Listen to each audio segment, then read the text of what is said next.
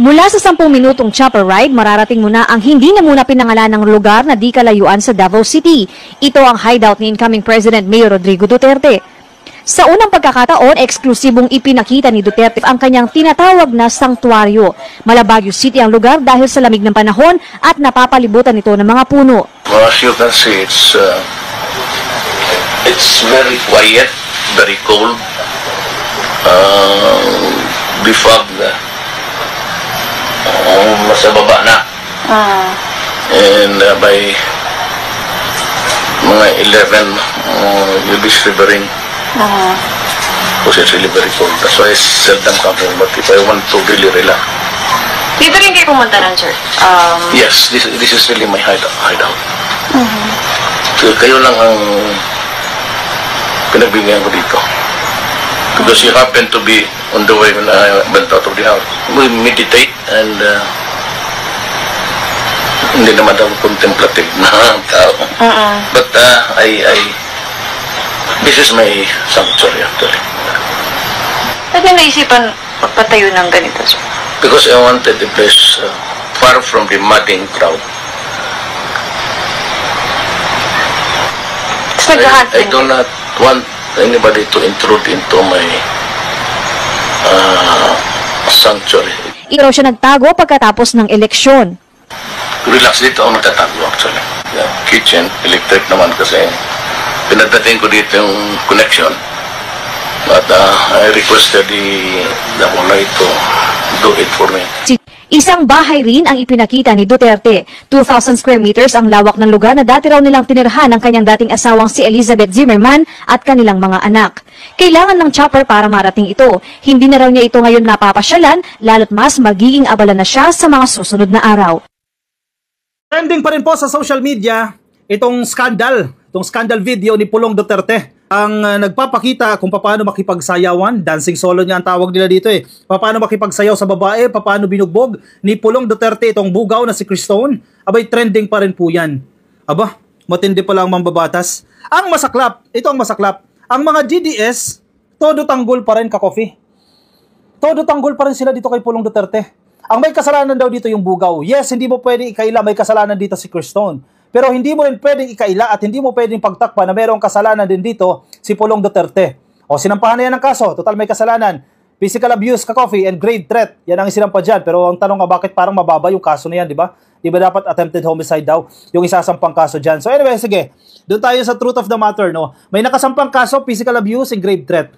Pero yung mga DDS, malinaw na doon sa video, kitang-kita nyo naman sa video, politically motivated yan kasi yan din ang sinasabi ni Sara Duterte. Eh kasi daw, makanugrales yung mga netizens kaya sinishare yan para masira mga Duterte. Parte pa rin ito ng pagbira sa pamilya Duterte. Parte pa rin ito ng paghihiganti kay Digong. Yan ang pinapalabas nila.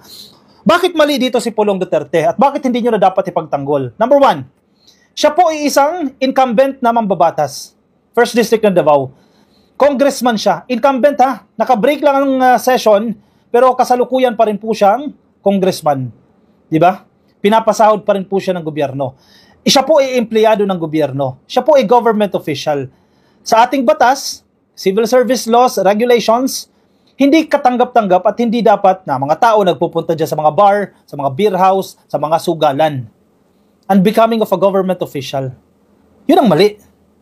Na hindi nyo matanggap mga DDS. Maling-mali dito si Pulong. For sure, hindi ito first time na nangyari. Kaya dapat itama ni Pulong ito eh. Mali na eh. Dapat akuin na ang pagkakamali and then i-correct. Yun ang dapat na response dyan. Pero hindi, pinagtatakpan pa rin. Pangalawa, siya po ay may asawa, siya po ay may mga anak. Hindi magandang modelo, hindi magandang ehemplo para sa mga taga Davao, official siya ng Davao, na yung leader nila, ganyan ang ginagawa. Masyadong mababa ang tingin ng mambabatas ni Congressman Pulong Duterte, masyadong mababa ang tingin sa mga babae. Commodified yung mga babae, tinitingnan yung mga babae bilang isang object, which is matagal nang dapat tinutulungan, matagal na dapat ina-address ng mga mambabatas yan. Yung commodification sa mga babae, hindi produkto ang mga babae. Kapansin-pansin din yung duality, pakikita mo, sweet sa isang babae, romantic sa isang babae, and then siguro nakainom na, biglang mananakit, naglalambing tapos biglang maninipa, di ba? And definitely, kitang-kita nyo naman, si Cristone, mag-isa siya, si Pulong, may hawak na kutsilyo, at napapalibutan siya ng kanyang mga security detail o ng kanyang mga bodyguard. Ano to? power tripping na yan. Anong kalaban-laban ni Cristone? Kung kahit na lumaban siya, hindi siya uubra dahil may mga bodyguard na nakapalibot dito kay Pulong Duterte. Pero siguro kung one-on-one, baka uubra pa itong si Cristone. Pero I don't think na mangyayari yan. Alam mo, malaki yung lesson na natutunan natin dito sa mga kalalakihan. Ang sitwasyon na ito ay pinakita ni Congressman Pulong Duterte yung pambabastos niya sa kanyang asawa o sa mga kababaihan dahil ina-objectify yung mga babae dito. Ito yung pag-abuso sa kapangyarihan na hindi naman dapat.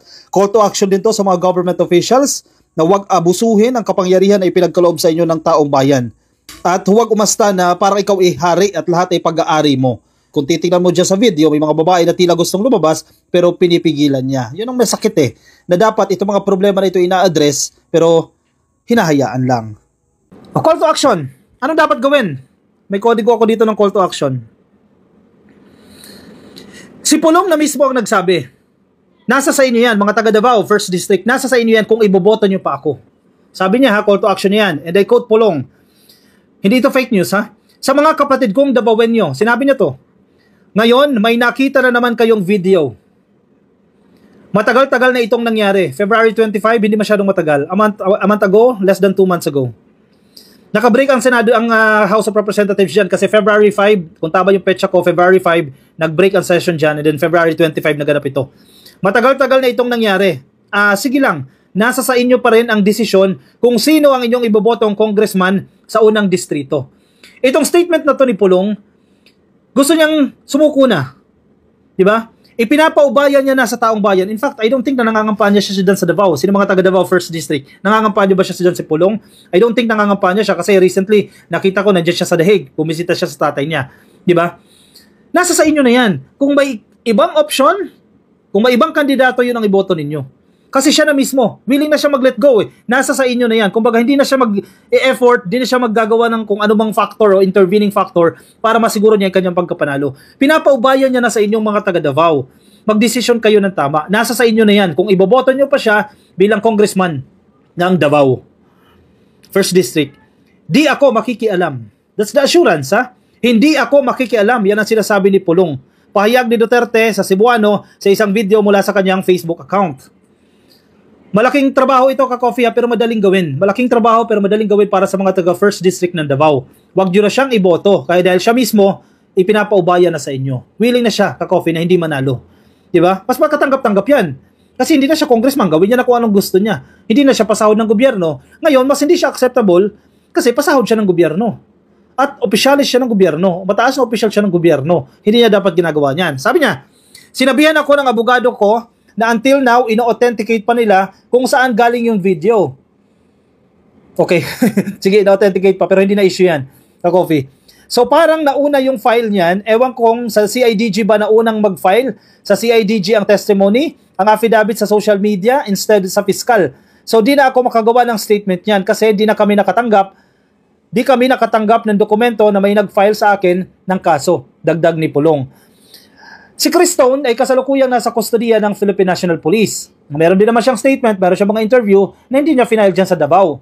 Siyempre, natatakot siya nung laban niya dyan sa Davao. So, dito sa, hindi ko alam, hindi naman sinabi ko saan nag-file, pero I suppose dito yan sa Metro Manila at kailangan niya rin ng custody, kailangan niya rin ng support. Siyempre, dahil baka balikan siya sa ginawang yan, sa nangyaring yan, ng pagkaka-reveal ng kulay ng mga Duterte.